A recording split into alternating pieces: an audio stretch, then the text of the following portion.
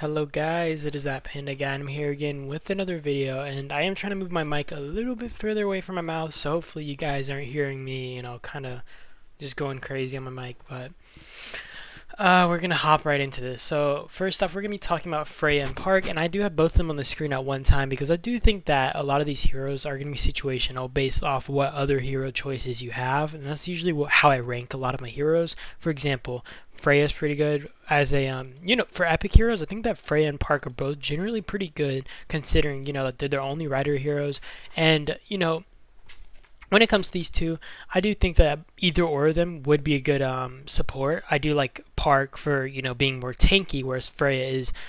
I feel like she comes off as more of a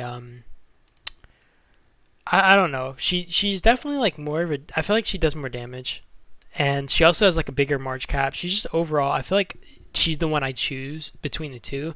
Though I wouldn't mind running Park either. Also, there's the fact that if you are kind of limited to what choices you have to lead on the field, for example, if you were to have three marches and you have maybe Lee and somebody, let's say that's your infantry march, you have Cath, or sorry, not Cath, you have like two range heroes, probably epics because early game you kind of get cucked. That or you do like for example Lee and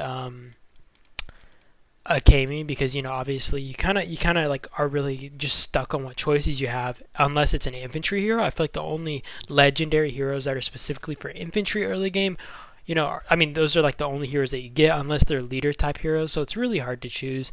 But overall I do think like unless you're running like Kath and Cynthia or Cynthia and like Freya, whatever it might be, Cynthia and Park, you guys kind of get the point. You kind of get stuck. So if you were to choose between these two, Freya would be the one who would lead because like one, just her skill tree, her talent tree, she has a skill build, whereas Park only has a field build. And the real big difference between these two is going to be the difference in rage building. Like you're going to be able to build way better rage, do better skill damage, all of that with like a skill talent build, whereas Park, like I said, only has a field talent build, and that's like kind of mediocre. So if I was to rank her, I would put her A. I don't want to place her S, and the reason is they're heroes that I find more use, like that have more use, especially late game, because like you guys gotta understand, a lot of these heroes late game you're not gonna be leading with. There's almost no chance that late game you're gonna be choosing any epic heroes to lead your marches, especially if you have enough time invested in this game, and it's just not gonna be like super massive. But overall, these two are pretty decent heroes when you're kind of stuck with all these choices. Next, I actually am going to talk about the two S-class heroes that I 100% am about to drop there. So there is Alexander Sokolov. Sokolov. I probably pronounced it so bad. It's a Russian name, I'm assuming. And although he is a gather hero, I think a lot of people don't understand how extremely good he is. And I want to mention this every time, but Alexander is really good. You guys are going to see me run him in Arena. I'm actually going to show you guys an example real quick. So when we go to Arena, I'm going to kind of mess up my lineup real quick for you guys here. Shoot, my bad. So if I'm going to be running, let's say, boom, I have this dude, I have this dude, I have, shoot, I'm freaking messing up. I have these guys, and let's say I wanted to run a tank, and I, have this dude, and I don't have Peterson at this point, right? Let's assume I don't have Peterson. In general, you want to run Alexander on a tank, and like one big reason is the fact that Alexander is a buffer hero, and you guys, like, I feel like a lot of people don't understand this, but if you guys look at his first skill, it summons a small combat drone, and it increases the infantry defense by 40%, range squad attack by 40%, and the rider squad HP by 40%. So every troop type that's on the field with you, up to 5 squads are going to be buffed. I'm assuming the squad that's leading is also buffed, out of those 5 squads. Also, it's 36% when you don't have this like hero awakened, but you do have a skill maxed out, which is pretty easy to max out. Overall, he's pretty good, and you want him to be alive as long as possible. This is why I recommend running him with a tank a lot, be it Tom or Regro. It's really good to run him with a tank and make sure that he's on the field as long as possible, So we're going to go back and just, overall, I think that he is a good hero. He is a gather hero, so it's like whatever in that aspect. Though I do think that as a support, he is insane, right? Like, especially late game, this dude has so much use. Though I do recommend only leveling gather heroes to level 44. Gather heroes have no place leading in combat.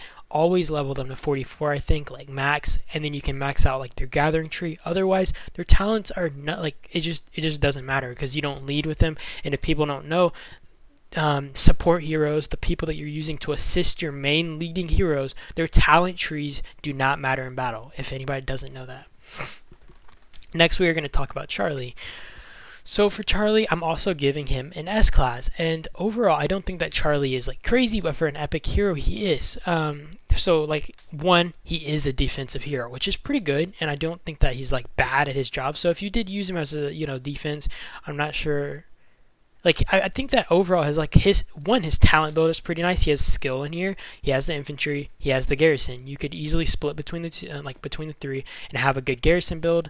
I think I have a garrison build right here. Of course, I don't have him fully leveled up, so you guys don't fully see that. But overall, I think that he's good if you're using him as just a hero in general, so he can lead a little squad. Like if you're really forced to do that and you don't have legendary heroes to lead with, you could lead with him. It wouldn't kill you. And I will say that I do like running him with certain heroes. For example, I might run him with let me actually do this right here. So if I was to run him, right, you want to run him with a hero that you're trying to get a lot of kind of skill drops on. So I'm going to give Jaden as an example. This dude has an attack type tree, and the issue with Jaden is that he is like attack type tree is really bad at dropping it's really bad at dropping kind of rage.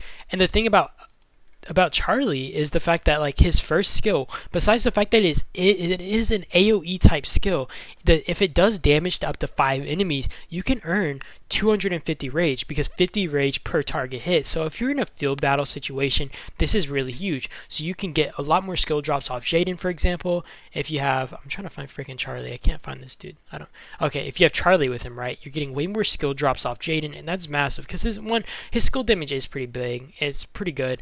But the issue is, like I said, like he's just got an attack type tree. His rage build is really bad, and that's like the big issue with Jaden. I also will say I would maybe use him for Lee. That's what I've used him for in the past a lot. Lee is pretty good. His skill damage is nice. He also has an AoE type, skill. So even just being able to drop 2 AoEs at like the same time is pretty good. I think like double AoE is always pretty nice. So overall, if you're running this dude with infantry, it won't kill you. I mean, Lewis might work. Either way, you guys kind of get my point. Running him with these heroes that really like can take value off of these skill drops is really massive. So overall, I would place him in S class. Next, we're gonna talk about Jeremy. I don't really care about Jeremy. I mean, he doesn't really have anything insane. I mean, all he is a gather hero. I'm just going to place the dude D class because he has, like, freaking no place for me. The only reason I leveled him up is to gather with him. Like, that's it. He has no place in the field, nothing. Like, he doesn't really bring any value to me at all, so I don't really care about him. I will say, this hero, I don't think that she's really crazy. I mean, like, the only thing maybe is this random heals to your squad in like a fan shape if you're but I feel like the squad has to be in front of you for this to even like take effect. Overall, she's still the gather hero as well, so I'm also placing her in D class. I don't really care about this hero. I don't really like see anything special ever coming out from her, and she's just mediocre to me. Now we're gonna look at the range heroes. So we're gonna be looking at Na as well as Akemi. So overall, I think a lot of people have gotten this misconception. I've seen a few duels on YouTube for these two, and a lot of times Na does come out on top. And I think it also is like, I think when I was watching that, it was also like hurt me because overall, I'm pretty sure like the research difference was there, etc., etc. So overall, like the duels weren't even like fair, and also people don't really consider the fact that Akemi has a AoE type skill that damages up to 3 squads. So like you're having an AoE, and the thing is, unlike, for example, let me show Lewis. You guys see Lewis right here. His damage taken by each squad is reduced by 15% for every squad hit. So for example, if he's hitting one squad, it's 12,000 damage, right? If he's hitting 2 squads, that damage is going to be reduced by 15% and put on both of them. So you're going to be reducing the 12k by 15 and throw that damage that you get on both of them. Either way, you guys kind of get the point. Where his is reduced, you also have a like set in stone damage for Akemi, which is 4.2k. So like the damage he does, especially on like a field battlefield, right, is going to be way more effective compared to Sio, where she's a single target like hero, increasing the attack by 30%, and then her damage factor is also lower than Akami's overall. So just that is less appealing. Their talent builds are the same, so it's like whatever. But overall, I think that Akemi is way more built for field combat, and she just is more appealing to me. So overall, I'm going to be placing her A. And for the single fact that, like, I don't think that Sio in general is a bad hero if I need to run her as, like, another secondary. For example, if I'm running Lee and Akemi and I need another range squad, I might go Jaden and Sio, right? But overall, Sio is always my second choice, so I'm going to be placing her B as well. I feel like for A and B for me right now, it's just the fact that these two are like second options for me, whereas these are always going to be my first choices between the two, right? And that's like the issue with these two. Overall, I don't think they're bad at epic heroes, but they're nothing crazy. Next is gonna be John. I've never really, I don't really evaluate John a lot. I don't think that he's crazy. I don't think that he's bad, but he's more of just a siege hero. And honestly, you're not gonna be using epic heroes to siege. I don't see that ever happening. You know, Sio is also a siege hero, by the way. So, like, if you're really going to be needing a siege, you could always use her. I don't think that, for example, someone might not rally. I don't see someone rallying with John. I don't see them needing to siege with him. I don't see you needing to invest in a John specifically to siege, right? I don't see him being useful in the field. All his skills just seem more tailored towards being a siege hero. I just don't really care for him, and I don't see like a reason to invest in an epic siege hero like this, right? Like, you're not gonna be using him in late game. There's almost no use for this guy. Like, honestly, like, John is okay. Like, I'm placing him C because he brings more value to me on the battlefield than these two. But other than them like gathering, right? Like, that's the only reason they're in D. But John just doesn't have any use outside of siege, and like, there's no reason for me to invest and use him like that. I mean, I know I'm kind of just hitting at the same point over and over, but overall, I just don't really care for John.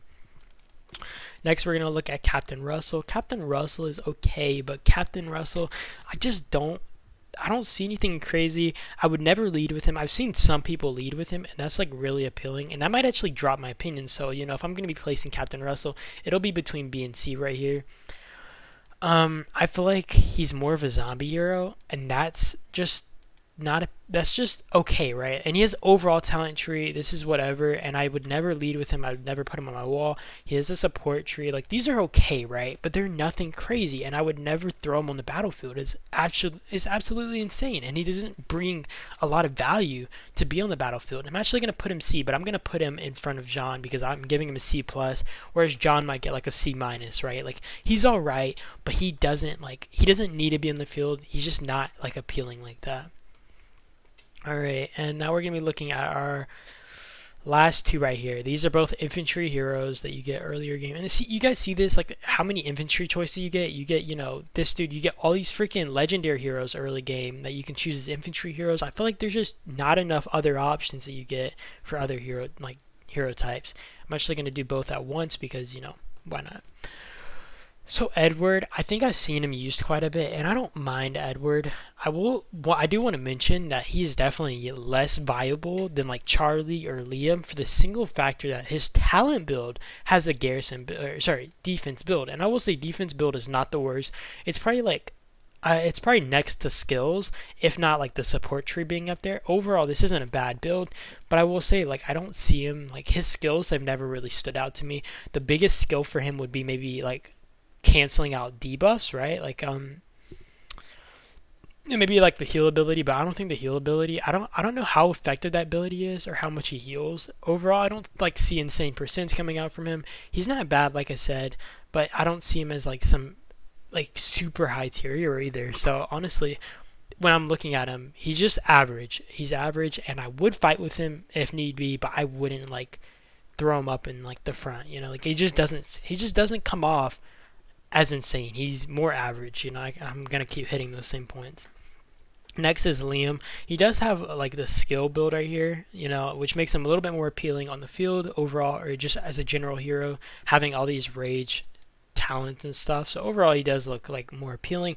His damage factor isn't bad. It's only 6,000, but that's still not bad. Increases squad attack by 15% as a whole, which is nice. Which I think that he only Edward only increases squad attack and defense for infantry troops by 9% for each. So, you know, that is kind of outdoing this as like a whole percent, but in general, this increases squad attack of every troop type since it's saying it as like a general, then instead of like just infantry, right? And that's more appealing than this. Um, Squad's basic attacks have a 10% chance to heal lightly wounded troops. This one's like whatever, it's okay. And when garrisoning increases garrison squad damage dealt by 9%. So overall, he's okay. He's nothing crazy. I will put him like A minus. I think like of course these two are more viable, and I don't know how I feel about him actually being placed above like CEO and Park. But overall, I think like if you're kind of left with an infantry choice, I would choose him over obviously Edward. Of course there's always Charlie up here, but overall I do think that like he's okay. He's nothing crazy, but he's okay and he works. He won't kill you, and like if you really need options with early game, these are probably some of the best options that you'll have. And yeah, I hope that this video kind of brought some light to these heroes, kind of helped some people. I feel like I might explain these poorly at times, and I do hope you guys enjoyed. I do thank you guys for watching as always, and I really do hope that this video does help somebody with choosing what heroes they want to focus, what heroes they want to invest in, etc., etc. Thank you guys for watching as always, and peace out.